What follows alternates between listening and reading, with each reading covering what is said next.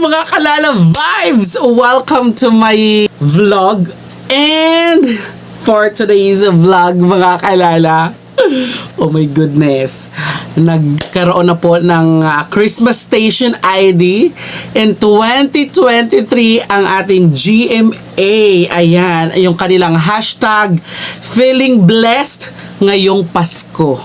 So, this is my first time. Tsaka, dati ginagawa ko na siya sa aking YouTube channel. Pero ngayon dito tayo sa Facebook page ko, magkaka-reaction vlog. Honest reaction vlog. Honest reaction vlog! Pero kung ano man to kakahanto nga nito, mga kapuso.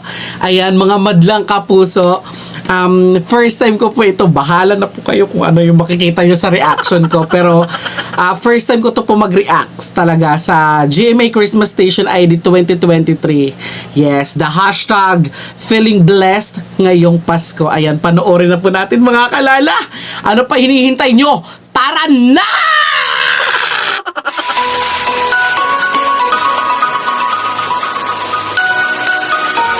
May pag kumakanta sila parang nasa heaven. Alam mo yun, yung parang yung tunog ngayon nung kanilang Christmas Station ID, masarap sa tenga. Masarap sa tenga, parang ang lambot. Alam mo yun, yung parang hindi siya masyado talagang maraming, may mga matataas, may mga nag-whistle nga eh. Julian San Jose, sino pa yung nakikita ko kanina na tumataas talaga din ang boses. Pero siyempre sa isa sa mga nakatatak talaga sa akin, si Rita Daniela talaga. Gusto ko yung personality niya talaga, yung parang ang strong nung ano niya, nung aura niya.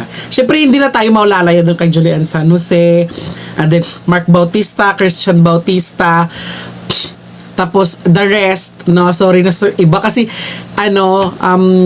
like Zepmani, ayun, mga hindi, yung iba kasi, nakikita ko lang sila sa mga sa mga viral, yung iba, at ang alam ko talaga galing din sila sa The Clash.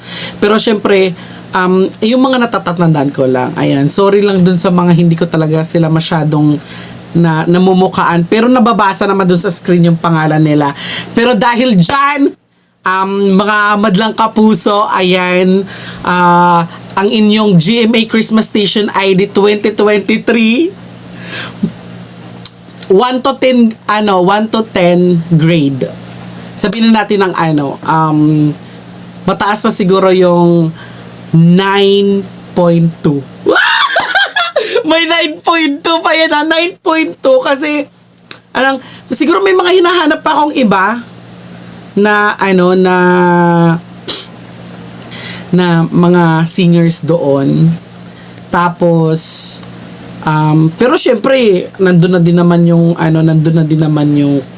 yung the Julian San Jose.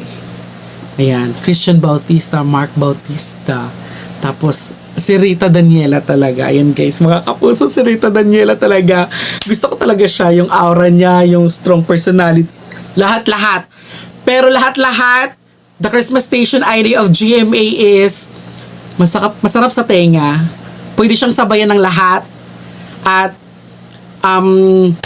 sana maririnig ko na siya sa mga kalikalye para naman masaya lahat. Feeling blessed ngayong Pasko. Ayan, yung kanilang the hashtag nila ngayon, feeling blessed ngayong Pasko. Sana lahat ma-bless. Ayan, yun lang po, mga madlang kapuso, ang aking reaction vlog. Oh, so honest vlog naman yun. Pero ako talaga, nagustuhan ko talaga siya. Parang ang ganda sa tenga. Nagustuhan ko po yung kanilang Christmas Station ngayon. Kasi syempre first time ko lang din naman nag-react sa Christmas Station ID nila.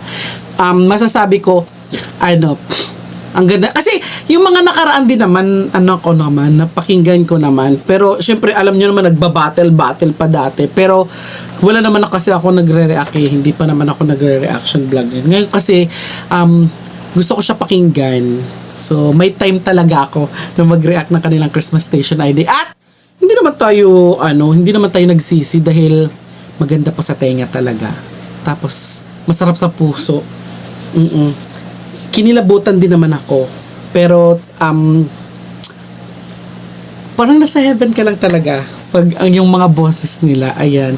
So, congratulations, JMA Christmas Station ID 2023. Maraming salamat. Congratulations! Merry Christmas sa inyong lahat! Walang kapuso! Bye!